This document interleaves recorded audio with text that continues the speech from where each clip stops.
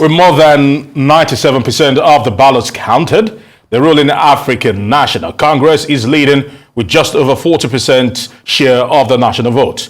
This is the 3 days after the country voted in a national election that could throw up the biggest challenge to the ANC's political dominance since the end of apartheid in South Africa. The Democratic Alliance, the country's principal opposition party, is currently in second place, followed by the MK Party and EFF.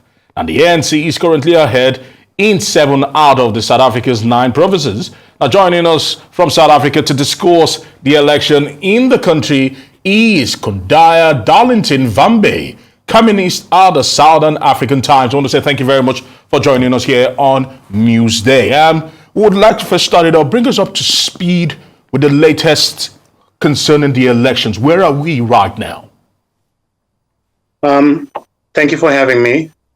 And like you said, we are currently sitting at slightly over 40% for the ruling party, followed by the Democratic Alliance, and then the MK. This is with almost only 1% left to count. This is where we are.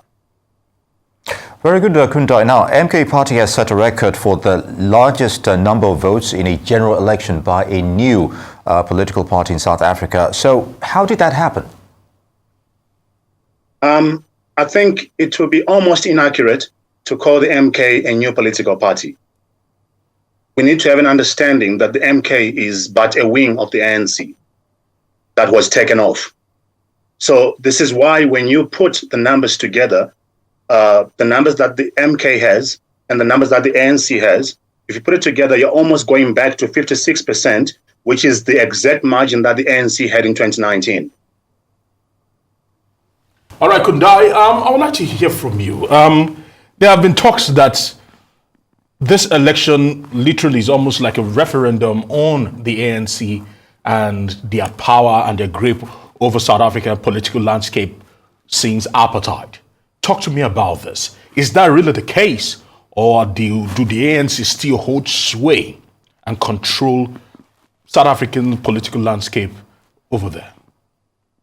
I think, in essence, what has happened is a consequence of badly handled internal politics within the ANC that brought us to this point. So I do not think at this stage the ANC has completely lost grip on South Africa. I think they have lost grip on their internal politics. Very good, Kundai. Now, tell us about these talks about coalition, which also have a maximum of 14 days to conclude according to parliamentary laws there. That's regarding the National Assembly. They must sit before that. So are there any serious coalition talks right now among the political parties?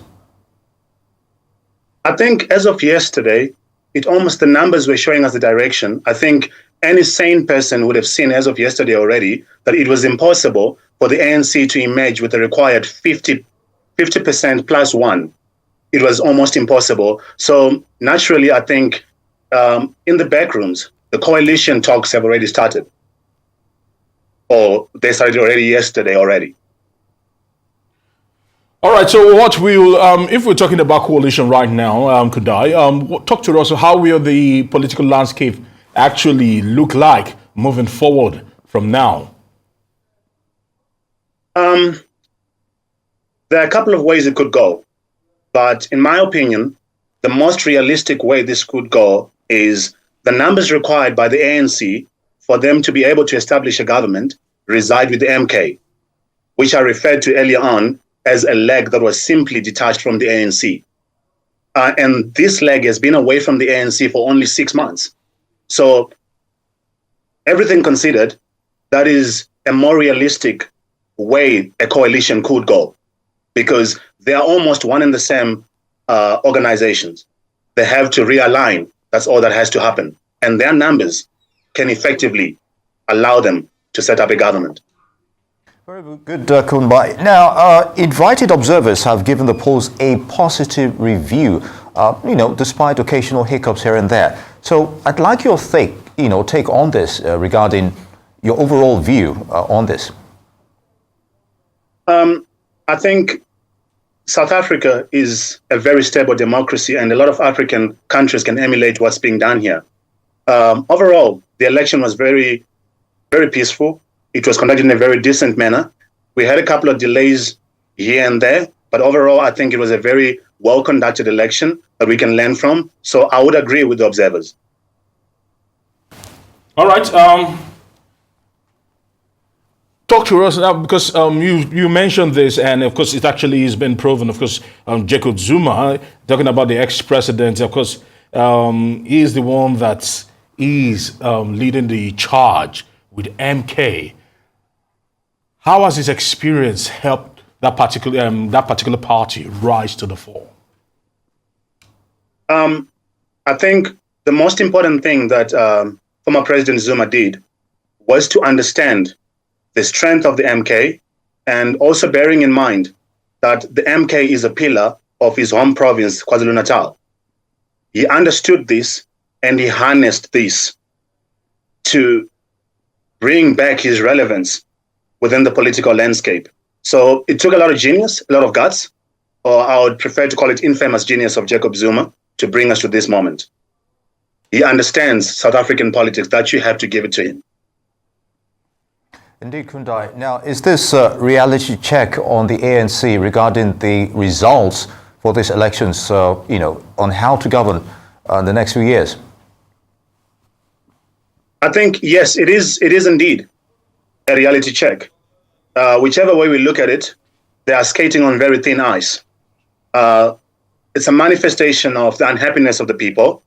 The mere fact that they could not improve from their previous numbers, instead they're going down, it should bring them to a point of checking their own reality and understanding what are they really doing for the people? Are they really serving the people? Are they really serving as a government that the people require them to be? So it is a reality check, a very rude awakening, rather. All right. Speaking about reality check, the EFF used to be the predominant opposition party. What's their fate right now? Because clearly they are not the main opposition right now in South Africa anymore. MKR. I think, again, it's a very serious reality check as well. I think they need to go back to the drawing board and realize that they might have reached their growth threshold. Like they can never grow above what they are already. They have to find other ways to grow. I think at this moment, it is almost impossible for the EFF to grow further than they are already. All right. On that note, Kundai Darlington, Vambe, columnist, Southern African Times, many thanks for your time.